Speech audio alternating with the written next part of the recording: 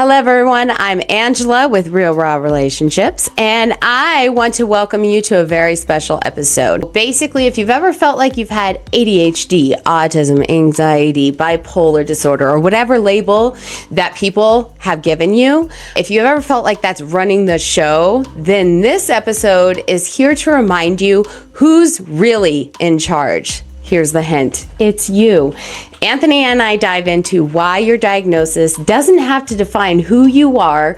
We swap stories about the awkward, messy, and downright funny parts of neurodivergent life, like the time I found my keys in the fridge and the moments that made us cry and heal. So this episode is going to get real. We talk about feeling broken, feeling different, and finally learning that we're not alone and certainly not broken at all. And through all that heaviness, we will be laughing a little, hopefully, because it's my program. So whether you're driving to yet another therapy appointment or just chilling at home, I hope you'll feel like you're right here with us, hanging out with the cool clan, friends who truly get you. So let's jump in and start this conversation. Let's go. Welcome to the carnival. I'm the ringleader now. Won't hear a sound at all as I bury you 6 feet underground. Hello, Anthony. How are you? Hey, Angela, I'm doing great. How are you?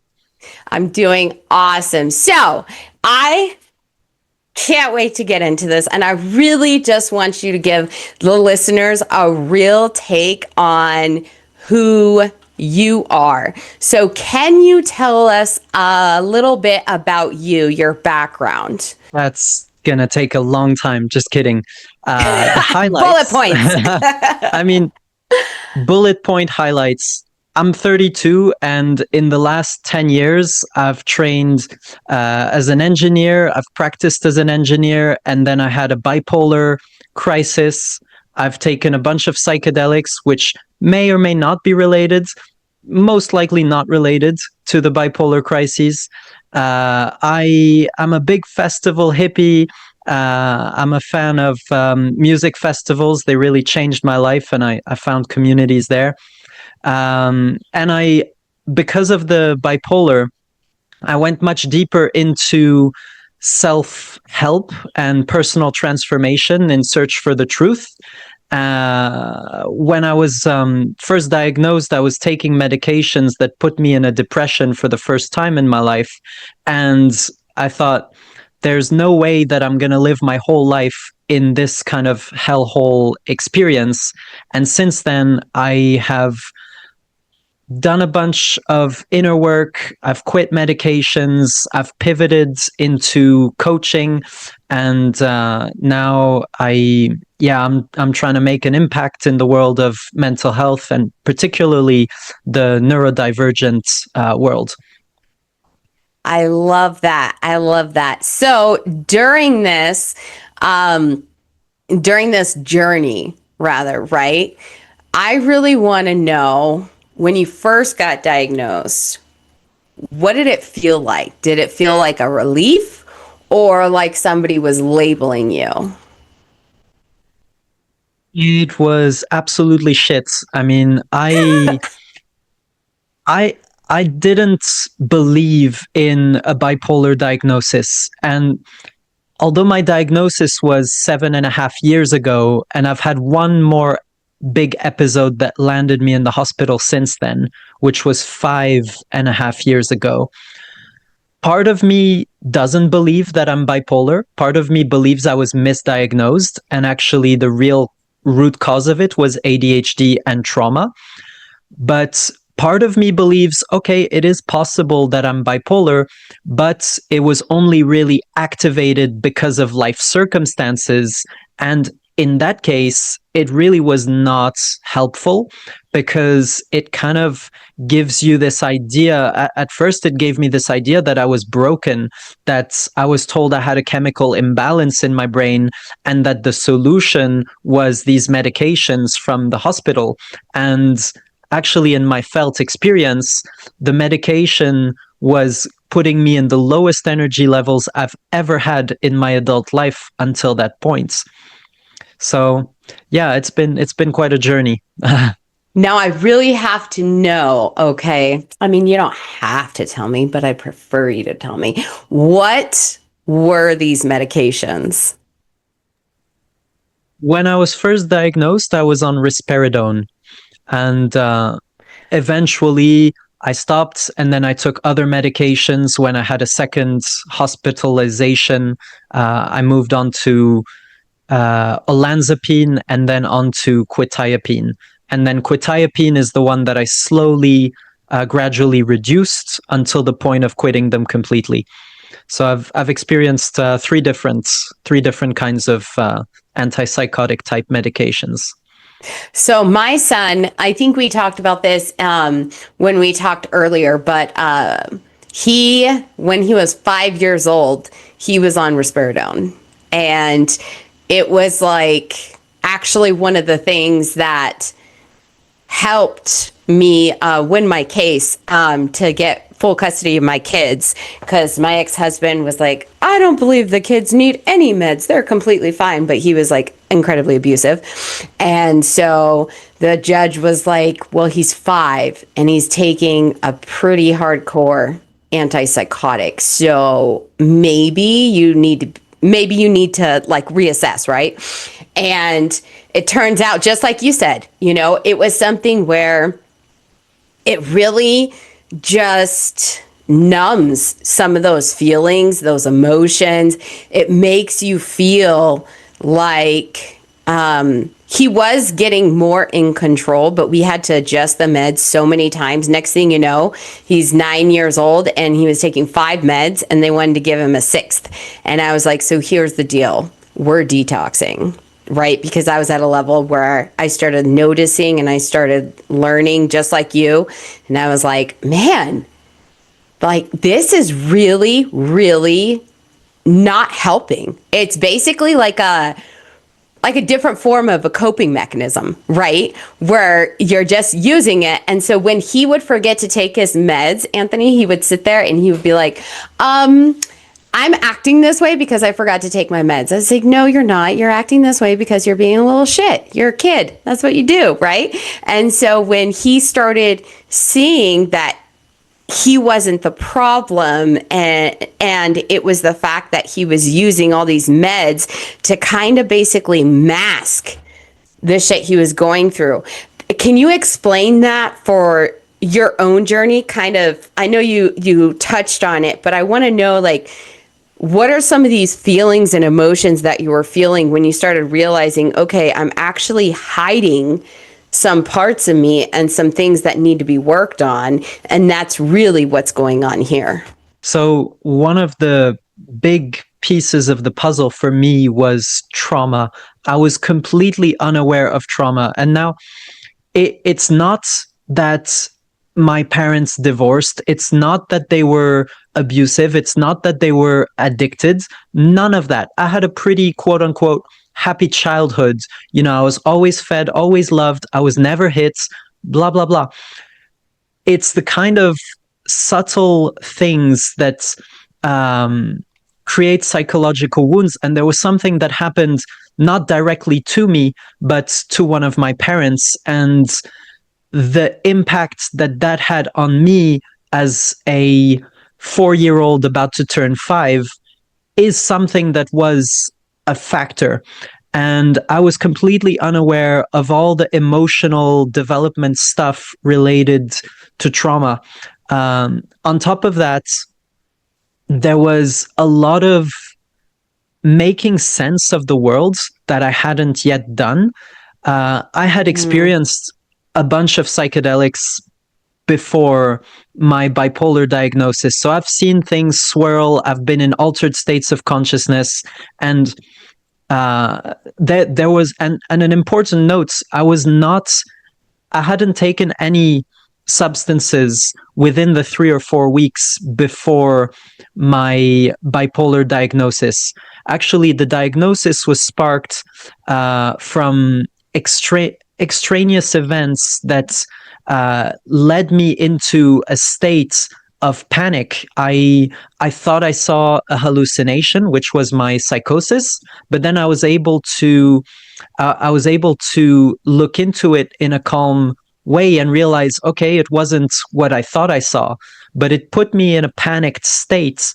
And on top of that, there were a whole bunch of other things that were happening in my life. I was just in my first job at that point. I had worked there for 2 years, and I was about to quit that job. So it was the last day of my job. I was going to move countries from the US to Europe, and it was all this chaos of life. Basically, I was gonna leave my friendship circle. I was gonna leave the life that I had built for the last 5-6 years. I had no plan after for where I was going. I did not have a job yet. I just knew that I was gonna move. And on top of that, I did not have the spiritual grounding to make sense of who I am in the world, and understand kind of the big questions in life. Who am I? What is death? Why does the world exist? Why do I exist? Why are we having this experience instead of none at all? And all of this stuff is stuff that was popping up in my bipolar episode kind of thoughts. And I was trying, like, the energy that I had in the episodes, I was trying to share with people that I had some insights. And I was also seeking to understand what was going on in a better way. So I'm really, really curious because I know you mentioned that a lot, that nothing really substantial happened. But I remember we talked in our pre-interview chat, and you had mentioned the your weight and how kids were kind of making fun of you. Now, I don't know about you, but I personally know how damaging that can be for your sense of self, right? Because you get told that you're fat. So for me, it was my acne, right? I had really bad acne, and kids can be cruel. And I remember this boy telling me that he couldn't possibly even think about kissing me because my face looked like a pig's butt, which, mind you, I don't know how many pig's butts he looked at. That was really awkward for me. I was like, I think we're missing the bigger question here. Why are you looking at a pig's butt?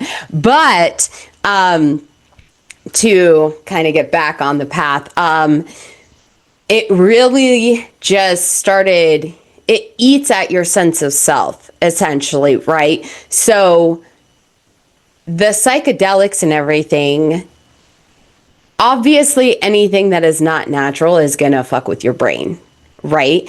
So these psychedelics, could it possibly be that these psychedelics were actually causing you to get this bipolar diagnosis?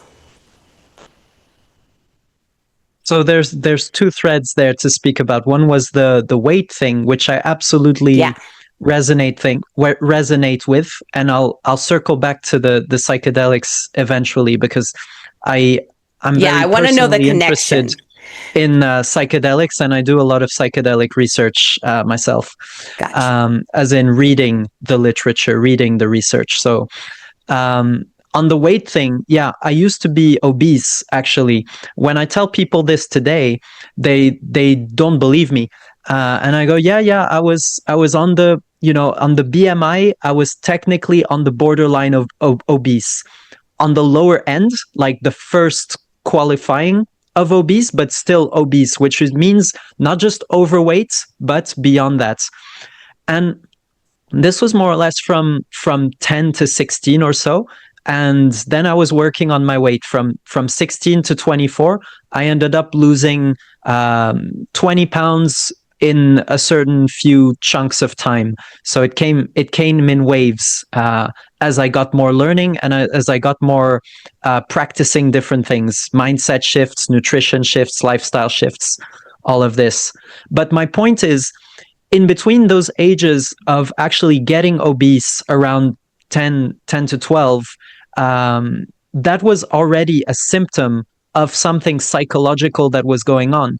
Like, if you're in a happy, healthy situation and you're not self-medicating something, whether it's with drugs, alcohol, or food, or a behavior like gambling or whatever it may be, sex, masturbation, porn, some kind of self-medication, it's already means that there's a symptom. And for me, I think that it is related to the traumas from 0 to 7 that I experienced. Yeah. So then, as a coping mechanism, food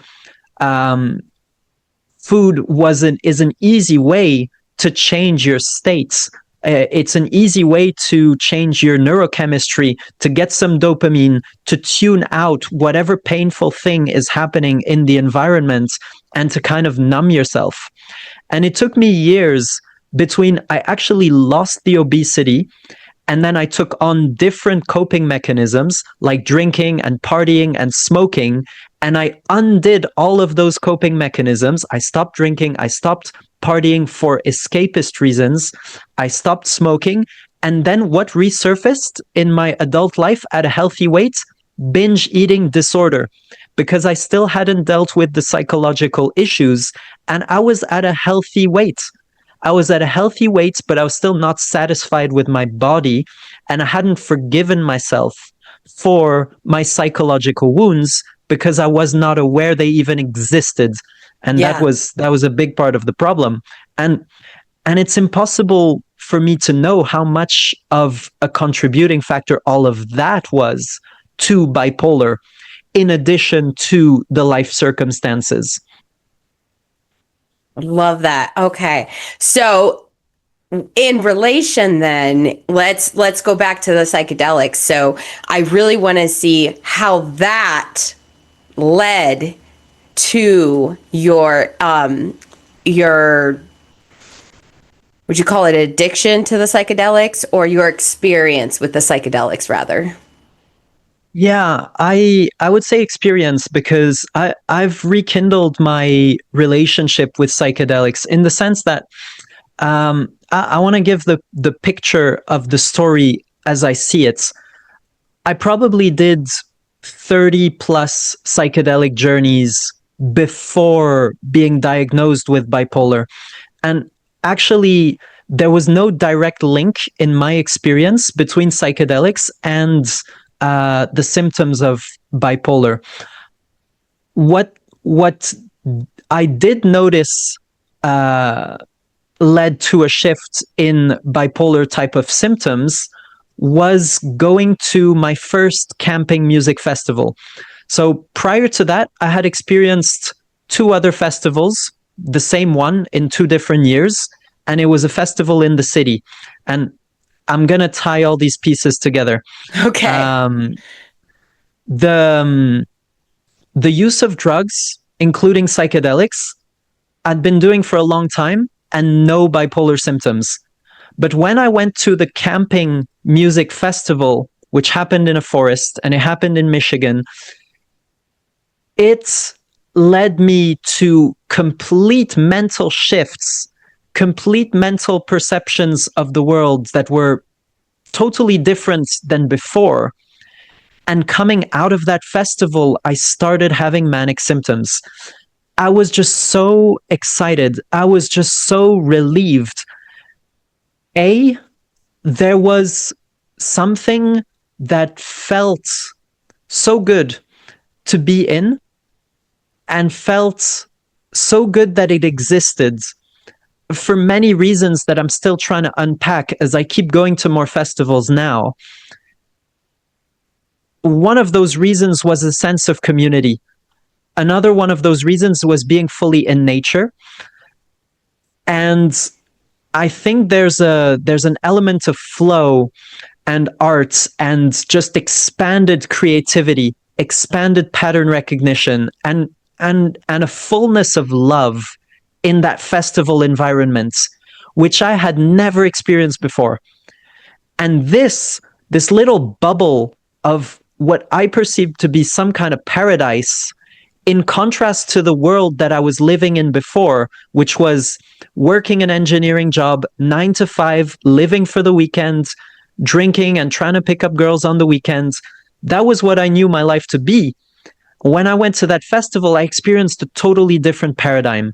One with community, full of love, in nature, where needs are met, where arts is celebrated, where nobody is thought of as weird or different. Everybody is just celebrated for them being who they are. And there's all this music and food and entertainment and great stuff. And for me, just to know that this world, this little bubble of paradise was possible, was a complete paradigm shift. And that is actually what started my manic symptoms. I got so excited. My whole friendship circles saw there was a big change within me.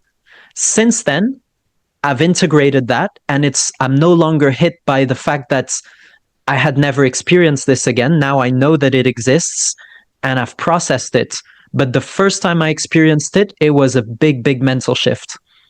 Can you describe that to me? I want to get like a visual of this mental shift, right? Because I want to know what we're all about, real and raw here. So I want to know, what was the hardest thing to deal with mentally in that shift? I didn't think anything was hard. I was elated. I was high. I was high on life, not drugs, because the drugs had faded away. I did take drugs that weekend, but I was manic for a few weeks. And it's because I realized that there was the potential for a world so much more simple and so much more fulfilling and free and full of love and just fun that I didn't know was possible to access. I remember distinctly speaking with one of the people who worked as a part of the staff. They were dressed up in some kind of costume, and I was like, oh, okay. So we started chatting about work. I shared that I was an engineer. They shared that they worked there. And I was like, oh, cool. So what else do you do, like, other than this? And they told me something along the lines of, they go from festival to festival doing this kind of artsy job, either performance or volunteering or whatever it was. I don't even remember what they said, but I retained that they went from festival to festival and just enjoyed their life so much. And for me, I hadn't really met people who were so into the life that they were leading. And as an engineer, I had my great days. I loved my job certain times, but other times it was like, oh, I got to drag myself through the snow. I got to get in the car. I got to go to work. I got to do these annoying things. I got to be there at a certain time. Essentially, you kind of sat there and you were like, is this going to be the rest of my life? Right? Yeah, kind of like realizing that what I knew as normal and good, I didn't have a comparison of what would be extraordinary. And when I saw the lifestyle that this guy was living, I thought, wow, this is an extraordinary life experience. I want more of that. And that actually made me start to want to make shifts in my life. That's when I decided I want to be an entrepreneur, so that I have more time, freedom, in order to go to more festivals. It also made me kind of give an ultimatum to my boss at work that I was going to quit at some point. So I wanted to work less hours, and I was able to. And I was able to get the same amount done on a part-time basis than I was doing on a full-time basis, because I was maybe 70 or 80% fulfilled. I was not 100% fulfilled. So instead, I just collapsed what I needed to get done in the time that I could do it. And I freed up more time so that I explored my artsy side. I started writing poetry. I started doing other things, like reading a bit more on different subjects that I was curious about. And those were some of the symptoms of mania. But a lot of it was genuine as well, genuine interest, genuine desire, genuine motivation. So it's really hard to separate the two.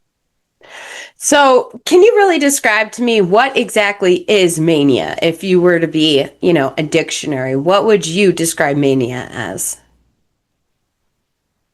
Yeah, so there's a I have spectrum. a point here that I'm going to get to, but Yeah, that sounds good. So mania is basically a certain level of abnormal amounts of high energy, fast speech, incoherence, lack of sleep as well. Basically, your brain is firing on all cylinders, and you're kind of jittery and going nonstop on the things that excite you or the things that you are, that are interesting to you at that moment. But there's a degree of unhealthiness to it, in the sense that you're not sleeping much. Like people on mania can go for days without sleep, or for days with very minimal amount of sleep, like a few hours a night, and they're still high energy, hyperactive, very fast paced, and a little incomprehensible in the string of thoughts that they're sharing as well. So I'm very mindful of that myself now.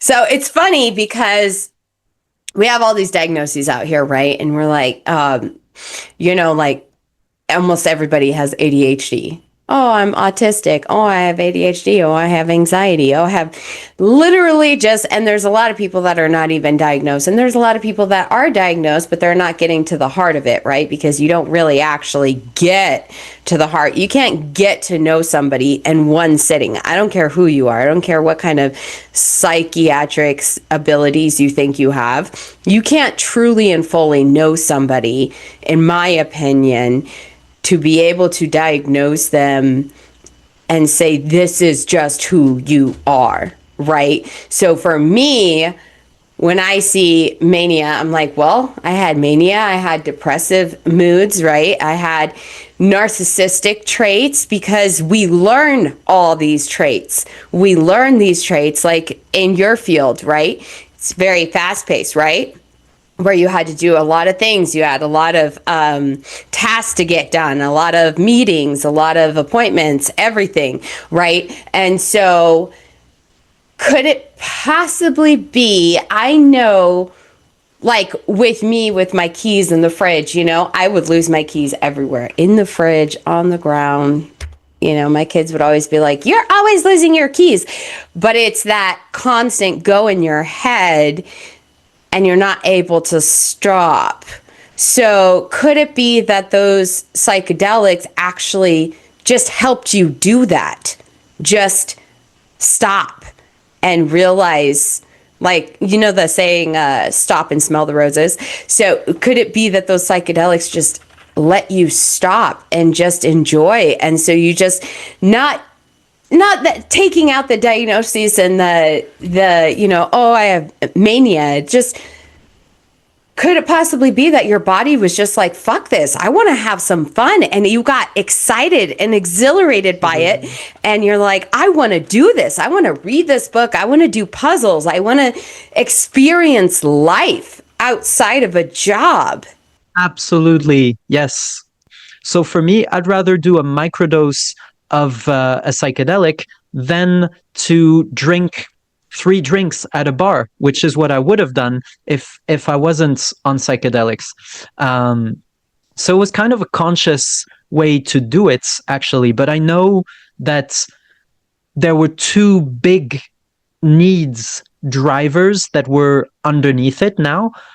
One of them was the need for transcendence, kind of to go beyond this everyday experience, and kind of to go beyond our default mode network of just operating and seeing the world, kind of get a break from the mundane. You know what I mean? And that's where the neurodivergence comes in, right?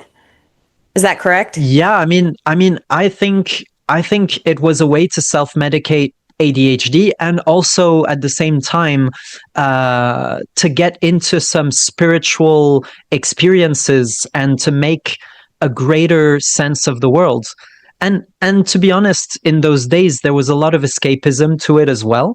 Like, I just did it for the fun. because it was I'd rather have a day on a psychedelic as a fun experience than not. Without necessarily seeking anything out of it, except the same reasons that anyone has a drink to enjoy being in an altered state of slight tipsiness or drunkenness. But for me, it was drunk on psychedelics. But the other reason I think that I was seeking it is because it tends to lead us into a flow state, and whether we're in an experience or whether it just happens kind of naturally on psychedelics, there's a lot of flow that happens. And this is something that I realized later in my life and in my coaching career when I specialized in flow state neuroscience. I realized, wow, the connecting points of all my addictions, quote unquote, was having to do a lot with flow states. Because prior to that, when I was a teenager, I was sucked into video games and online poker. When I was partying, when I was smoking, when I was on psychedelics, all these experiences, and even the professional opportunities when I had the most fun, is because when I experienced a lot of flow in those times. So what I'm saying is it was a quick and easy access to flow states for me to self-medicate with psychedelics, and Quick it was fix. a fun exploration, let's say. It's kind of like the quick fix. Yeah, exactly. But to circle back to the, how much did it help contribute or cause bipolar? I don't know. My belief at the moment is quite minimal. It did change my brain in certain ways, but I think more in positive ways than negative ones. So there's always positives and negatives to every single thing, right? In our life. No matter what it is, you can have a piece of cheesecake and say it's wonderful, and it's still gonna put some junk in the trunk, and love those love handles. You know what I'm talking about. So we go from the video games to the binge eating to the bipolar to the psychedelics. So taking all of these things out as we wrap up, I want to know, what does it look like for you to sit with yourself outside of all these things? What does it look like to sit with who you are right now and the acceptance you have of yourself? I've gotten to the point where I no longer identify with my body. I believe that we're all one consciousness. We're just manifesting in different forms, each with our own path. And I think we're guided much more by things that are outside of our conscious control. To some extent, there's conscious control, of course, but what makes me born where I was born? What makes you born where you were born? And why does the universe exist? These are all big questions. For me, like who I am, I can use labels and I can say I'm this, I'm that, blah blah blah. But I think of it in the same way as I think of my bipolar and I think of obesity. I've experienced bipolar, but it does not define me. I've experienced obesity, but it does not define me. What defines me is the present moment. Like the version of me right now is a different version of me than right now. I mean, the difference that it took to go from that now to this now is already a different version of me. Every breath of air that we take in, we have new molecules come into us and we expire new molecules. Every time we eat food, we're changing what makes the cells of our body. Every time we have new thoughts, we're changing what makes up our thoughts and emotion systems. And we are all these things, which is connected to everything that exists, most close to your environment. But like this whole idea of identity was one of the big pieces that I really wanted to resolve. I think that I was seeking answers to because of the bipolar thing, because of also researching and self-diagnosing with ADHD and trying to understand more of why my behaviors are such that they are as I observe them. But those are all manifestations that arise and fall within awareness. And I have had experiences both in substance induced states and as well as naturally induced states, like with exercise, breath work, and cold water, that have made my awareness completely detached from my body. And this gives me the strong belief that I'm not my body, I'm not my thoughts. Just like those spiritual teachers say, you are the awareness who is witnessing all those things. This is my belief about who I am. So no label can define me and no behavior can define me. It's all just information that is happening in my awareness. And it's information that can be useful to me so that I reach a next level and a higher level, if that makes any sense. I hope it answers your question in some way. It does. It does. And I would say that I definitely have noticed throughout my journey how insignificant things can become when you look at the bigger picture. We have all these experiences and we have them define us, and we say that this is who I am, and we limit our own beliefs and our own potential and our own mindset, really, because we let somebody else tell us who we are or what we are going to become. Yeah. Mm-hmm. Yeah. We allow others to program our brains. So, and we have no choice about it. Yeah. Like when we're a kid from age 0 to 5, you have no choice but to be programmed by your environment and adapt to it. Yeah. So it's a catch-22. I think the really beauty of being an adult is that we can realize how much programming there is, and our body and brain and nervous system have the ability to rewrite these programs if you want to choose to go down that path. Educate yourself and start practicing, but over time you can rewrite the programs, and that's what leads to the beautiful stories of transformation that people have, and shifts in mindset of feeling limited to feeling empowered. I think we definitely can all benefit from not allowing others, anyone, no matter who it is, defining who we are, defining by what we've done. Oh, well, I just think that you're not a very artistic person. I think that I'm not a good cook. I am not this, I'm not that. And how the fuck do you even know? It's all learned behaviors. So you can't sit there and say, that's like sitting there and calling somebody narcissistic when they really just don't know who they are and they can't sit with who they are, right?